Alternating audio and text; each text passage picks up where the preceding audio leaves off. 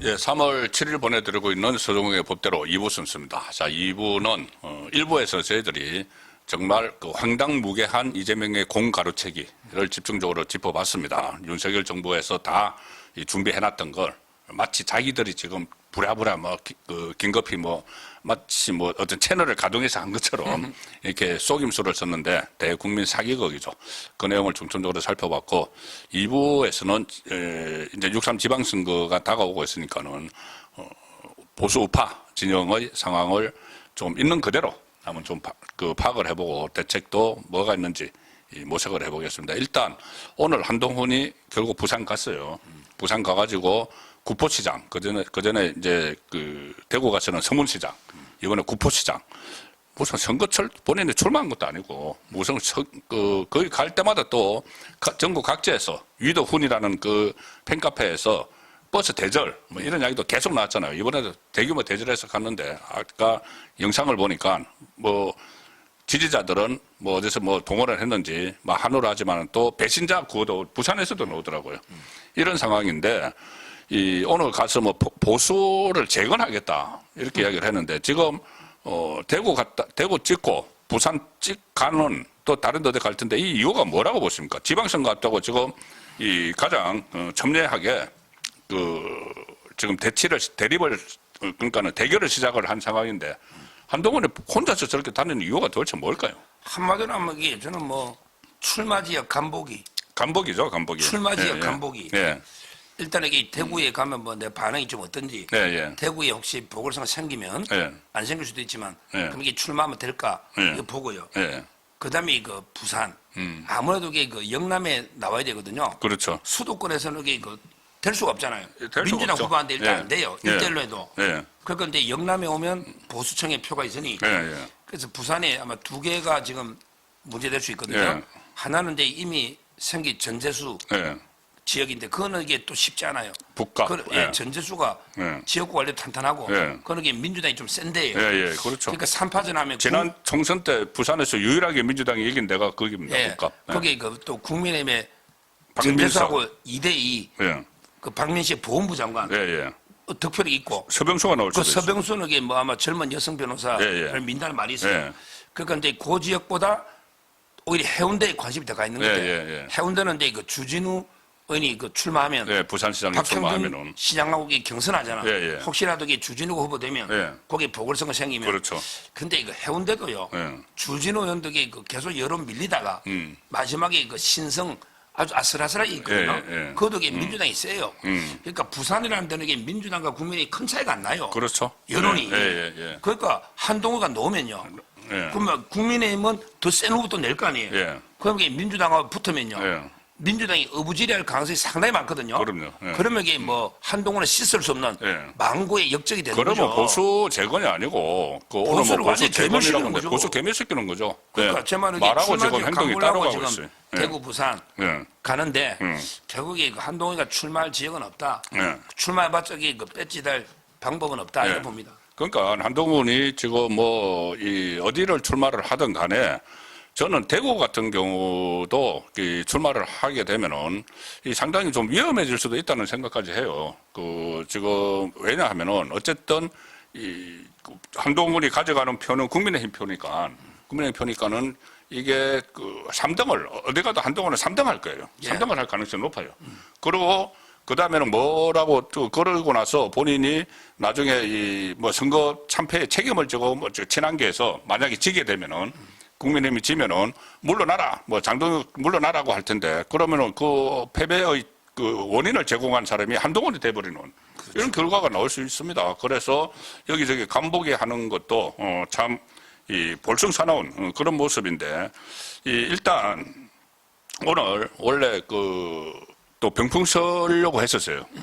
친한계 의원들이 8명 정도 병풍 선다고 어제 미리 부산 가서 어제 또 저녁 만찬했죠. 만찬하면서 또 사진도 막 올리고 했더라고요. 그런데 오늘 갑자기 그 사람들은 다 서울로 돌아갔는지 어쨌든 구포시장에 안 갔습니다. 안 갔는데 그 이유는 뭐라고 생각하세요? 제가 어제 YTN부터 여러 방송 좀 라디오를 많이 나가거든요. 강력하게 변진을요. 이것만 가지고 또 징계 사유다. 정말 이거는 당원과 국민을 진짜 무시하는 거예요. 예. 아니 서울시당 위원장이 복귀했다 가처분으로. 그러면 이게 서울시 선거가 얼마나 심각합니까? 그렇죠. 근데 서울시당 위원장이 서울시 선거 준비는 안 하고 부산에 그렇네. 한동훈 제명당한 한동훈의 그 뒤에 강아지처럼 쫄쫄쫄 쫓아다니면 이거야말로 이게 진짜 당원들이 분노할 거 아닙니까? 아마 배현진도 그거는 겁났을 거야. 그거 자체가 징계사유 또 돼요. 그렇네. 새로운 징계사 또 징계할 수 있잖아. 그렇죠. 그러니까 아마 이게 그 당원들의 분노, 또 이게 자유우파 국민들의 분노를 이렇게 의식 안 할 수가 없었던 거예요. 그러니까 이제 그 꼬리 내리고 우리 이번에는 안 갈게. 어제 가려고 내려갔다가 밥만 먹고 올라오고 오늘 이게 한동안 혼자 간 게 아닌가 징계가 무서웠던 거죠. 저는 그래 봅니다. 아니 진짜 배현진 그렇네. 지금 그 가처분이 인용된 이유가 결정적인 이유가 회복할 수 없는 피해를 입을 수 있다. 이 이야기가 가처분할 때마다 많이 이제 그런 말이 나오더라고요. 그 욕구이니까. 그러니까는 뭐냐 하면은 서울시당 위원장인데 당원권 1년이 정지가 되면은 서울시 그 기초단체장이나 강력위원 공천에 개입을 할 수가 없다. 그러면 그것은 나중에 만약에 이게 본 안에서 이게 그 징계를 한 것이 취소가 되면은 그러면은 그때는 피해를 입게 되는 거다. 그 이야기죠. 이제 그때까지 그대로 있으면은 이 직무를 정지를 해놓으면은. 그렇죠. 본안 재판은 보통 아무리 빨라도 6개월에서 1년은 걸릴 거 아니에요. 빨리빨리 진행해도 한 1년 가까이 걸릴 수가 있어요. 그렇죠. 6개월이나. 그러면 이게 지방선거 끝나버리면 그때 가서 이긴들 회복할 수가 없잖아요. 그렇지. 그러니까 이제 그 긴급한 필요가 있다 보는데. 그러니까 회복할 수 없는 피해를 그 가능성이 있기에 이거를 다시 복귀를 시켰으면은 회복할 수 없는 피해를 입지 않기 위해서 거기에 전념을 해야 되는 거죠. 그러니까. 서울시당 위원장 자리에 전념을 하라고 그 법원에서 그런 결정을 해준 거잖아요. 그러니까요. 그러니까 이제 그 김종혁하고 좀 다른 거죠. 왜냐하면 김종혁은 그냥 김종혁은 같은 재판부에서 10년. 평당원이고. 그렇죠. 그냥 뭐 지구당 위원장일 뿐인데 자기 본안 재판 하면 되잖아. 본안 재판해가 1년 6개월에도 1년 걸리도 이기면 되잖아. 그렇죠. 그러면 이게 다음 총선 나가잖아. 그렇죠? 다음에 총선 아직 2년 가까이 남았나요? 그러니까 김종혁은 긴급한 필요가 없어. 따라서 이게 뭐 저는 김종혁은 이렇게 기각될 가능성이 있다. 중요한 건 관심도 없지만 하여튼 그렇게 저는 보고 있어요. 그렇죠. 그래서 이게 이제 그 일부 언론에서는 일부 언론이 아니고 대다수 언론이 이제 장동혁 리더십에 치명상을 입었다. 이렇게 이야기를 하는데 리더십까지는 아니고 저는 그 정도는 아니고 이게 이제 윤리위원회에서 이렇게 한동훈 친한계의 해당 행위에 대해서 징계를 하는 이거는 좀 주춤해질 수 있지 않은가 싶은데 지금 그 장동혁 대표는 지금 이 부분에 대해서는 어떤 언급을 하지 않고 있어요. 그렇죠. 원래는 이게 징계에도 관여 아예 안 했어요. 본인이 계속 이야기를 했어요. 윤리위에서 하는 거라고. 왜냐하면 이게 한동훈은 관여했어요. 한동훈은 이게 제명을 시키니까 최고위에서 의결을 해줘야 돼요. 근데 배현진의 1년 정지는 윤리에서 하면 이게 끝이에요. 최종적이에요. 그래서 지도부에서 아예 뭐 의결이나 전역에 관여한 게 없고요. 근데 이제 이번 기회에 국민의힘의 그 당헌 단계도 손을 좀 봐야 되는 게 거기에 보면 이제 그 문서로 송달해라 뭐 소명 같은 거 이게 문서로 하면 안 받아버려. 거의 안 받는다니까. 그래서 요즘 이게 지금 전자소송에 인터넷에 메일로 보내주면 메일 클릭하면 도달로 다 보거든요. 재판이. 그게 요즘은 텔레그램이나 카톡으로도 이게 다 송달하면 읽은 그 표시가 뜨잖아. 그러면 이게 보거든요. 근데 당규가 지금도 이게 문서라 이게 좀 너무 낡은 당규야. 그 판사가 그 절차하자 지적한 것도 있고요. 그러게 판사가 보면 이게 뭐 징계 사유가 없다는 게 아니고 그냥 조금 이게 그 과하다는 거거든요. 그렇죠. 어린아이 그 사진 가지고. 그러니까 제가 처음부터 한 6개월 정도만 하지 말라 1년 하느냐. 제가 그 이야기 몇 번 했잖아요. 그러니까 조금 이게 과하다는 건데 그래서 저는 뭐 다시 절차하자를 치유해 가지고 다시 송달해서 문서로 또 이게 그 똑같이 징계해도 한 6개월이나 이렇게 3개월이나 징계하면 되는데 아마 이게 그렇게까지 뭐 할지 안 할지는 잘 모르겠는데 하여튼 중요한 거는 이게 장동혁 대표가 직접 관여하는 거는 아니고 또 이게 그 판결문을 잘 보면요 배현재가 징계 사유가 없다는 것도 아니에요. 조금 이게 비례 원칙에 과하다는 거지. 아니 뭐 배현재가 잘해가지고 징계 사유가 없다. 이것도 말도 안 되는 이야기고. 하여튼 뭐 한동훈가 이걸 딱 보면서 야 법원에 뭐 법원을 제명할 수 있느냐. 우리가 법원 공개한 것도 아닌데. 그러니까. 법원 제명 말도 안 되는 소리 하고요. 또 이게 뭐 법원에서 우리를 반헌법 정당이라고 국민의힘 했대.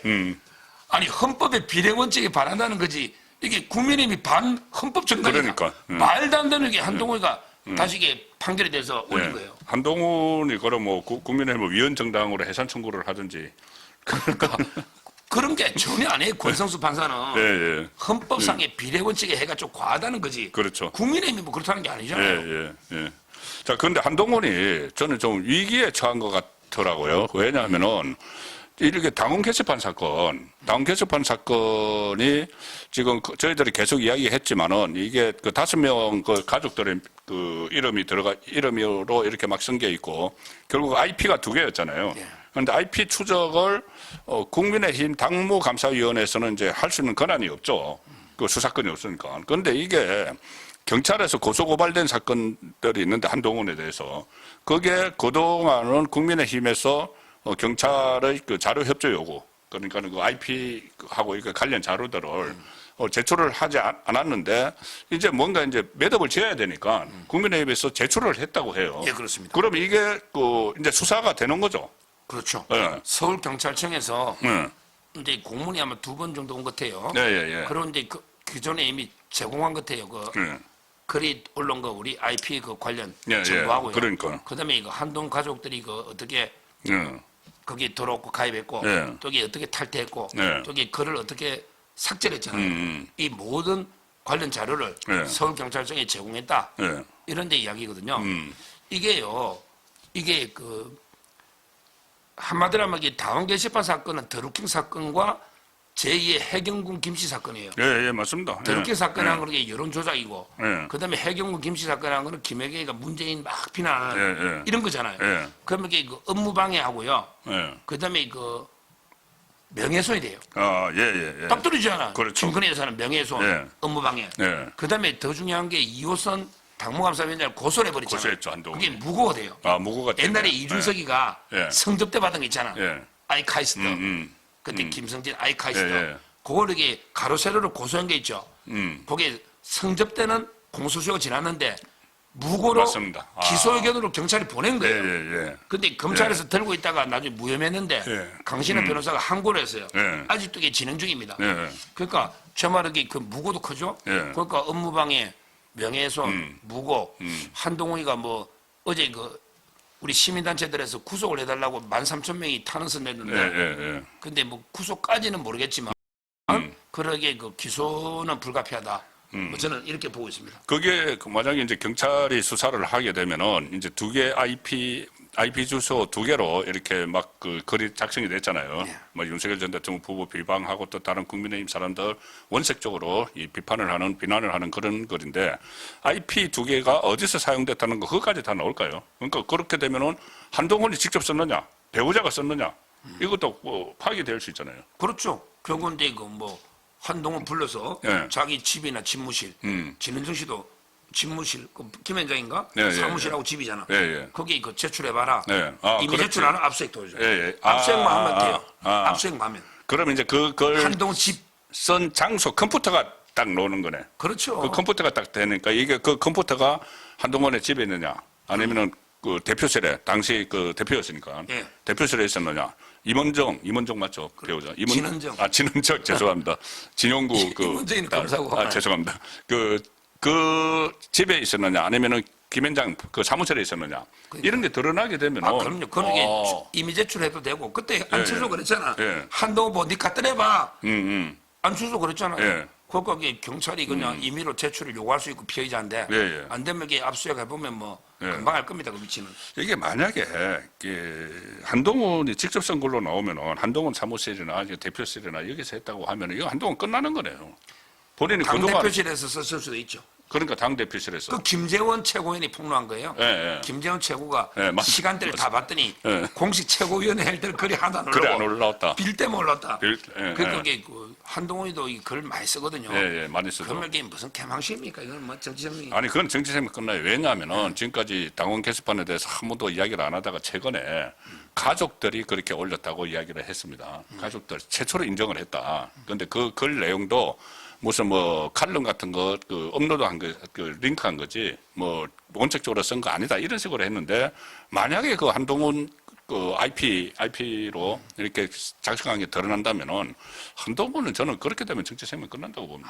그럼 여기 거짓말도 할 게 있고. 그럼요. 그거는 이게 진짜 인간이 아닌 거죠. 그러니까 이게 당원 게시판이 왜 중요하냐면은 그냥 단순히 그런 이야기 하잖아요. 어차피 뭐 익명으로 된 게시판에 다 이것저것 쓸 수 있는 것 아니냐고 하는데 이게 그때 당시에 보면은 그런 이야기들이 있었습니다. 거기서 나오는 당원 게시판이 윤석열 전 대통령 후보를 막 공격을 하고 하는 그 내용들이 두 갈래로 전파가 돼요. 하나는 그 각 언론사에 이 기자들, 그렇죠. 기자들과 그 한동훈 친한 기자들이 막 있다고 해요. 여러 곳에 있는데 그 기자들이 그것을 가지고 막 기사를 쓰는 거예요. 거기 근거해서. 그 다음에 친한 게 이 방송 패널들이 그거를 가지고 막 이야기를 하기 때문에 그렇다면은 만약에 한동훈이 썼으면 한동훈이 뒤에서 다 조정한 것 아니냐. 이렇게 되면 이거 엄청난 문제가 되는 거죠. 그렇습니다. 예. 아마 이게 뭐 정말 이게 그러면 이게 분노가 폭발할 겁니다. 그렇죠. 아마 그렇게 무슨 말을 해도 예. 그동안 무국가 예선이 예. 뭐 저는 바로 이게 끝나고 사법 처리되고 정sem이 끝난다. 예. 이번에 그만큼 이게 파괴력이 크다. 이거 그렇네요. 근데 이거. 경찰도 지금 2번이나 보낸 거 보면 예. 상당히 의지가 있죠. 왜냐하면 이 경찰이 누구 눈치 봅니까? 예. 다 이재명이 눈치 봐요. 그렇죠. 그럼 이게 이재명 정권에서 한동훈을 살려줄 이유가 없잖아요. 그러니까 저는 뭐 경찰도 눈치 볼 이유도 없고 권력, 아마 이게 철저히 수사할 걸로 봐요. 그렇네. 이제 2번씩이나 이렇게 국민의힘에 이제 협조 요청을 했는데, 국민의힘이 이제 최종적으로 경찰이 자꾸 협조 요청하는데 안 해줄 수도 없는 거고, 그리고 또 이거 정리를 하고 가야 되니까는, 지금 자료를 전달을 했다는 이야기. 그리고 그러면, 실질적으로 경찰이 이제 수사를 하게 되고, 뭐가 나올지 모르는 상황입니다. 이게 IP까지 추적을 해서 이 경찰이 정말 조만간에 깜짝 놀랄 발표를 할 수도 있어요. 그렇습니다. 예. 거기다가 근데 이거 지금 요즘 한동훈계가 많이 자꾸 떨어져 나간대요. 예. 제가 맞아요. 조경태가 떨어져 나간 걸 오래됐대. 예, 맞아요. 조경태는 예. 이미 오래돼가 안 오잖아. 예. 부산에 오다가 안 오잖아. 예, 그렇네. 조경태는 어젯밤 만찬 자리에 없었네. 예, 저는 전당대회 때 삐진 줄 알았더니 예. 그 전부터 전당대회 때 한동훈이가 조경태를 지원한 게 아니고 예. 차악 김문수를 밀은 거예요. 장동희 막으려고. 예, 맞습니다. 그때 예. 근데 그 전부터 사이가 안 좋았대요. 제가 취재를 해보 그 전부터. 그러면서 이게 완전히 이제 조경태로 끝났고요. 원래 조경태가 홍준표 캠프 있었잖아. 그렇죠. 왔다 갔다. 그다음에 김소희 의원이요. 펜에 마이크 놓더라고. 그래요? 펜에 마이크 놓가지고 나도 이게 한동훈하고 이제 절한했다. 김소희 의원이 그게 또 화제가 되고 인터뷰가 떨어져 나가고요. 옛날 한때 한 16, 17명 됐죠? 그 정도로 근데 쳤죠. 요즘 뭐 7, 8명 뭐 핵심은 어제 줄었어요. 그러니까 서문시장에 병풍 선 사람이 원내가 7명, 원외 한 사람, 원에는 김경진. 뭐 말할 것도 없고 예. 그거나 힘이 없잖아. 어제 부산에서 만찬 한 사람도 제가 쭉 세보니까 9명 있더라고요. 예. 그러니까 하여튼 옛날에 16, 17명 됐잖아. 하여튼 김소희, 조경태가 떠난 거는 분명하고 앞으로 이게 전륜이 아니고 절한 의원들이 꽤 놀지 않을 거를 봅니다. 절한 거의 반타작 났네. 그게 뭐 상당히 한동훈한테 실망한 사람이 너무 많아요. 그러니까요. 뭐 한동훈 처음에 법무부 장관 윤석열 전 대통령이 이제 시켜줘서 법무부 장관 할 때 그때 뭐 민주당하고 이렇게 막 대치하고 그럴 때 이미지나 이런 것하고 지금 완전히 다르거든요. 완전히 다르기 때문에 그 안에서도 이제 실망한 사람들이 떨어져 나가서 거의 한 규모가 한 반타작 정도 됐는데 그마저도 저는 지금 고립되고 있다고 보는 것이 바로 저는 좀 상당한 의미를 부여하고 싶은데 지금 장동혁 대표에게 계속 절윤하라 이야기를 하지 않습니까? 그러니까 한동훈 대표가 지금은 절연, 그러니까 윤석열 전 대통령과 절연 이거를 계속 이슈로 하면은 오히려 분열이 더 되니까 그거 할 때가 아니라 전환할 때라고 했어요. 네. 지방선거 이슈로 전환할 때다. 그런데 제가 거기에 좀 이 대안과 미래 있지 않습니까? 소장파 모임 대안과 미래가 이성건 의원하고 조원희 의원이 이제 간사를 맡고 있는데 장동혁 대표도 만나고 송원석 원내대표도 만나서 결론을 내린 것이 그래 우리 서로 입장 차이는 있지만은 이거를 더 이상 요구하지 않겠다. 전륜을 그 대신 힘을 실어주는 거죠. 그 대신 선거 결과에는 책임을 져라 이렇게 했습니다. 그러면은 장동혁 대표 체제에 계속 이렇게 맞서던 그룹이 두 그룹인데 하나는 대한과 미래, 하나는 친한계인데 대한과 미래 안에 또 친한계가 한 6명 들어가 있어요. 네. 그런데 어쨌든 대한과 미래는 더 이상 이 문제를 거론하지 않기로 하고 힘을 실어줬잖아요. 네. 그러면은 친한계는 고립되는 거지 않습니까? 그러니까요. 저는 상당히 의미가 좀 있다고 보거든요. 제가 이제 그 방송 나가서 그 말 했더니 이게 완전 유행어처럼 막 네, 뭔데? 대안과 미래가 대안도 없고 미래도 없다. 이걸 이야기해 이게 지금 화제인데. 맞네, 대안이 아니, 없네. 대안이 뭐냐고 장동 그럼 대안이 뭐예요? 그러니까 예를 들어서 장동혁 대표가 그래 그 사람들 말대로 손을 놓는다. 그러면 뭐 가지고 선거를 치는 아니 대안이 한동훈이냐고. 아니, 김문수냐고. 한동훈 여기 저 당 떠난 제명됐잖아요. 할배 들고 그 김종인? 예, 아이고 참. 그럼 누구 홍준표 뭐 없잖아요. 예. 아니 대안이 누구냐고 우리 대안과 미래가. 예. 대안 제시가 하는 걸 제가 들어본 적이 없어요. 그러니까 대안이 없으면 미래도 없는 거죠. 아니 미래는요. 지방선거력이 전환이 미래잖아. 아, 그렇지. 근데 예를 들어 윤의견도 과거고 예. 전륜도 과거야. 제가 이게 방송에서 저는 두 단어를 금지해버리자. 예, 예. 저는 윤의견도 안 좋아 전략선으로. 예, 예, 예. 윤의견도 그게 도움이 되냐고. 그렇죠. 윤의견이 뭐 어떻게 돼? 그건 제가 뭐 윤석열 전 대통령이 다시 등장할 것도 아니고 등판할 것도 아니고 그런 의미에서 말씀드리는 거예요. 윤 대통령이 아마 우리 메시지가 나를 절에 밟고 가라 아. 이런 게 나올 가능성이 있어요. 예, 예, 윤 예. 대통령도 흐름을 알잖아. 예. 선거를 이기는 게 윤 대통령이 사는 길이에요. 선거. 예, 예, 예. 그러니까 윤의견도 과거야. 예, 예. 그런데 그렇지. 전륜도 과거야. 예, 예, 예. 이제 전륜이든 윤의견이든 이런 과거 언어 쓰지 말자. 예. 그냥 우리는 지방선거에만 전념하면 된다. 예. 이렇게 제가 주장했거든요. 예. 그러니까 대한과 미래가 자꾸 이게 처음에 전륜 주장했잖아. 예. 이게 미래가 아니고 과거지향적인 프레임이거든요. 그렇죠. 좌파 프레임이에요. 한동 프레임이야. 예. 그래서 이번에 뭐 저는 대한과 미래가 이번에 이제 잠정적으로 듣고 예. 이제 그 지방선거 이후에 보자. 예. 이건 잘한 결론이죠. 예, 일단 그 대한과 미래는 일단 힘을 실어주는 그런 결과가 나왔고. 거기에 소장파도 없어요. 김대섭하고 김용태가 있지. 조은인 제법 나이 많아요. 이성보도 나이 내보다 많은 선배예요. 예, 예. 거기 권영진은 나이 몇 살이에요? 그 소장파라 하기에는 낙한지는 소장파는 아니잖아. 이거 개혁파 뭐 이렇게도 이야기를 하고 하는데 자기들이 어쨌든 그러니까 저는 예. 소장파도 아니고 대안도 없고 미래도 아니다 봐요. 그 윤석열 전 대통령 메시지가 하나 나올 걸로 보십니까? 제가 그때 박근혜 전 대통령이 2020년 총선인가 그거보다 저는 2010 어쨌든 그 옥중에 있을 때 메시지를 냈잖아요. 유영하 변호사를 통해서 어쨌든 보수가 단합을 해서 그때 문재인 정권에 맞서야 된다 이런 메시지를 냈는데 윤석열 전 대통령이 지방선거 앞두고 가령 이제 좀 미래로 나가자, 나를 밟고 가라 이런 식의 메시지가 나올까요? 저는 논다 봐요. 아, 왜 그러냐면 이게 윤상현 설득에는 안 넘어가. 아 그렇지. 윤상현이 네. 너무 오락가락 해버렸잖아요. 예. 그래서 이게 그런 윤상현 의원이 뭐 말을 편지 써가지고 내가 숙과 이게 좀 기분이 나쁜 듯한 표현인데 그렇지. 그게 아니고 이제 그 윤석열 대통령이 모든 정보 편지도 엄청나게 많이 보고 그게 모든 신문 통해서 이게 다 여론을 듣고 있잖아요. 예. 그렇지. 과연 이게 어떻게 내가 해주는 게 이기는 거 이거 생각밖에 없을 거예요. 그렇죠. 그게 윤 대통령 도움되고 그러면 이게 전략상으로 지금 우리 예를 들어 윤 대통령을 강하게 뭐 지지하고 좀 하는 분이 한 20% 정도 된다고 저는 봐요. 거기 뭐 무죄로 된다 20%. 근데 20%가 선거 못 이겨. 그렇죠? 그러면 이게 20%를 또 떼내도 안 돼. 네. 그러니까 그렇죠. 윤 대통령이 나를 지지하는 분들은 국민의힘을 중심으로 뭉치고 나는 이게 내를 밟고 가라. 내하고는 이게 저런 날 탈당됐으니까 이래가 나머지 20, 30%를 또 잡아야 돼요. 그렇죠. 그러니까 윤 대통령이 그걸 고민할 겁니다. 자기 지지하는 20%가 또 이게 떨어지지 않게 그것도 안고 가면서 자기를 반대하는 20, 30%를 얻어와야 되잖아. 그러니까 이제 저는 뭐 자기를 밟고 나를 버리고 나는 괜찮으니까 이제 국민의힘이 미래 나가라. 이렇게 메시지가 나오면 그걸 받아서 장동희 대표도 전략상 그럼 이게 우리가 미래로 가자.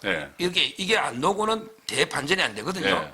아마 윤 대통령이 그 정도 저는 정치 승부 감각이 있다. 넣을 걸로 봐요. 그러니까 오늘 제가 처음에 시작을 하면서 이제 모든 것을 한번 짚어본다고 말씀드렸으니까 제가 이 말씀이 이제 이런 거죠. 가령 예를 들어서 장동혁 대표가 어떤 압박에 못 이겨서 가령 예를 들어서 전륜 이렇게 하면은 기존에 있던 그 20%가 떨어져 나가죠. 떨어져 나가면은 그 떨어져 나간다고 해서 소위 말하는 중도라고 하는 그 중도에서 20%를 갖고 오느냐 천만의 말씀이죠. 한 10% 정도가 뭐 어떻게 움직일지 모르지만은 그렇게 해서는 선거 못 이겨요. 그런데 윤석열 전 대통령이 그래 나를 밟고 가라 이렇게 하면은 20%가 그대로 있는 거죠. 그렇죠. 그대로 있고 이 소위 말하는 중도 쪽에서도 윤석열 전 대통령이 이 어떤 그런 메시지를 냈기 때문에 가령 예를 들어서 내가 그렇게 하는 건 잘못됐다든가 이렇게 잘못된 수단이었다든가 이렇게 메시지를 내면은 중도에서는 이렇게 올 수가 있죠. 그동안 이재명 쪽에 이 환멸을 느끼고 있는 그런 쪽이 올 수가 있는 거죠. 예. 그러니까는 떨어져 나가는 거는 없이 새로운 유입은 가능한데 윤석열 전 대통령이 메시지를 내면은 그런데 장동혁 대표가 압박이 못 이겨서 그런 메시지를 내면은 떨어져 나가는 게 더 많다. 그렇습니다. 예, 그런 상황이기 때문에 정확한 분석. 사실 선택도 참 어렵긴 한데 윤석열 전 대통령이 지금 이재명 정권이 어떻게 지금 망치고 있는지 이걸 다 보고 있고 그리고 조금 전에 저희들이 일부에서 한 거 있지 않습니까? 윤석열 전 대통령이 보면 얼마나 천불이 나겠습니까? 그때 이 중동 사태에 대비를 해서 비상사태에 대비를 해서 UAE까지 가가지고 전부 다 600만 배럴 비상시 확보하기로 다 해놨는데 그걸 마치 이재명이 자기가 한 것처럼 본 가르치기. 자, 그런 부분도 있기 때문에 상당히 윤석열 전 대통령의 메시지가 나올 가능성이 크다고 저도 그렇게 느끼고 좀 그럴 필요성도 있다고 봅니다. 저는 이번에 그 선거에 계속 제가 출연한 게 네. 요즘 이게 유행하는 게 조국이하고 한동희가 완전히 그냥 일란성 쌍둥이다. 네. 적대적 공생이다. 예, 예. 이런 이야기 많아요. 예, 예. 둘이가요. 아주 이게 공통점이 많아요. 뭐 서법다 이런 거 떠나서 예. 둘이가 이게 다 일부 극소수 팬덤이 있어요. 일부 근데 곡소수 팬덤보다 예. 몇 배가 많은 안티. 안티 비호감청 그렇죠. 압도적이잖아. 예. 그래서 이게 두 명이 어떻게 보면 이게 한동훈은 조국 때려잡으면서 떴죠. 예, 예. 또 이게 조국이 탄압받으면서 수호 집회 하면서 이게 뜬 게 있어요. 그렇죠. 그래서 적대적인 공생 관계로 또 이게 아주 정치적으로 비슷하다. 이런 이 분석이 많았어. 그래서 제가 요즘 이게 공공히 보면 둘 다 이번 선거에 배치 달기 어렵다. 저는 이번에 둘 다 못 단다 봅니다. 아, 예, 예. 둘 다 대선 지지율이 얼마 달리도 예. 왜냐하면 이게 그 한동훈이도 대구 부산 다 어렵잖아. 그렇죠. 어디 나올 거야. 예. 근데 조국이도요. 지금 몰리고 연대가 안 되면요. 연대할 이유가 없잖아. 뭐 안 되면 이게 결국 어디로 가느냐면 저 군산까지 군산. 호남으로 가야 되거든요. 예, 예. 근데 그게 김의겸이가 지금 칼을 갈고 있대. 아, 근데 요즘 내가 물어봤더니 김의겸이가 지지율이 조국이보다 앞선데 아 그래요? 조국이도 비호감이 많은 거예요. 지금 새만금 청장인가 거기 가 있잖아, 김희경. 그러니까 그때 계속 김의겸이가 활동을 경선에서 하고 있네. 예. 신영대한테 아마 1, 2%가 졌을 거야. 예, 맞아요, 맞아요. 그 핸드폰이 막 100대 가지고 했잖아요. 예. 따라서 이게 그 아마 김의겸이가 그대로 민주당 후보 놓자. 예. 그러면 조국이 놓으면 아마 조국이 어렵다. 이런 분석이에요. 예. 그래서 아마 이게 한동훈이도 그렇고 조국이도 이번에 저는 조국이 연대가 안 될 것 같아요. 예. 연대할 이유가 없지. 예. 정청에 할라 해도 이게 이재명 측에서. 예. 그러니까 적대적 공생 두 명이 둘 다 이번에 배지가 달기 어렵다. 예. 둘 다 이게 정치적 생미 이번에 사실 끝나지 않을까 예. 이렇게 예측이 돼요. 그렇네. 예, 그런 상황도 참 성미롭게 좀 지켜봐야 되는 것이 나중에 그 지방선거 이후에 이제 전국이 어떻게 되는지 그게 이제 결정적인 영향을 미치기 때문인데 어쨌든 지금 국민의힘 상당히 이제 걱정들도 많이 하시고 또 현실적으로 지지율 뭐 추이를 보면은 지금 일찍 거의 뭐 바닥을 치고 이제 반등을 해야 되는 그런 상황까지 온 상황에서 어쨌든 대안과 미래 이쪽이 힘을 실어주고 또 윤석열 전 대통령 메시지가 나오고 하면은 새로운 전환점이 있을 걸로 보는데 좌파는 계속 찢어질 것 같아요. 지금 시간이 다 됐기 때문에 간단하게 한번 말씀을 해주시죠. 지금 김민석하고 김어준 또 싸웠잖아요. 싸운 거예요. 예. 싸워도 이게 화해할 수 있는 게 싸우는 게 있고 아. 저놈하고는 진짜 저 불구지 대처 원수야. 예. 도저히 저놈하고는 이게 같은 하늘 아래 못 살아. 그렇게 화해가 안 되는 싸움이 그런 게 된 있는데 것 같아. 예. 이번이 그래요. 예. 왜냐하면 이게 그 김어준이가 예. 이재명이가 순방 갔는데 예. 김민석이가 국무회의도 하면 안 하고 예. 아무 대책 없이 해가지고 이게 마치 우리가 아버지 없는 자식처럼 예. 거의 빈집털이 당했다. 뭐 이런 얘기까지 와, 했죠. 근데 관계장관 회의는 했거든. 또 이게 그렇지. 대책이 했겠지. 예. 그러니까 국무회의를 안 했다는 것이지. 김민석이로서는 이게 가장 예. 아픈 가짜뉴스라고 보는 거죠. 그렇지.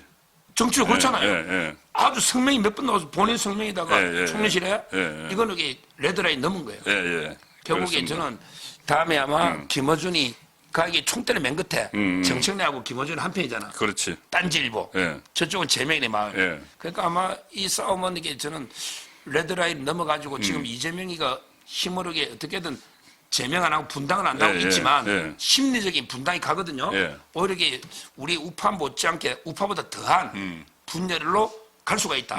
이렇게 저는 지금 좌파 예. 대분열을 예측합니다. 저는 그 김어준이 지금까지 가짜 뉴스 가지고 이렇게 자기 몸집 키우고 다 해왔잖아요. 그런데 김어준 특기가 가짜 뉴스거든요. 그렇죠. 이번에 보면 음모론하고 가짜 뉴스 이번에 보면 맛을 좀 보여준 것 같아. 왜냐하면은 이 국무회의는 안 했지만 다른 건 했다는 거잖아요. 관계장관 회의 중. 예, 그런데 국무회의 안 했다 이렇게 하는 것은 일종의 가짜 뉴스 맛을 보여준 겁니다. 그래서 그 김어준이 그러니까 반 이재명 쪽으로 좀 막 되고 있잖아요. 그렇죠. 반 이재명 되고 있고 반 그 김민석 되고 있고 하면은 김어준이 나중에 이재명에 대해서 가짜 뉴스 막 퍼뜨릴 수가 있을 것 같아요. 가짜 뉴스 그럼요. 퍼뜨려서 여기 저기 타격을 받고. 그 집어넣어서 3살 번에 8가잖아. 예. 집어넣어도 개줍니까? 그래서 그거는 음모론과 가짜뉴스를 묶고 살았기 때문에 예, 예. 그거는 게 뭐 끝까지 그래 갑니다. 예, 그래서 아마 나중에 이재명에게 결정타 타격을 미칠 가능성도 있다. 김어준발 가짜뉴스. 지금 뭐 김어준발 가짜뉴스를 또 그게 막 등에 타가지고 뭐 정치로 막 해온 것도 있잖아요. 근데 이제 김어준발 가짜뉴스에 당할 수도 있다는 생각도 하게 됩니다.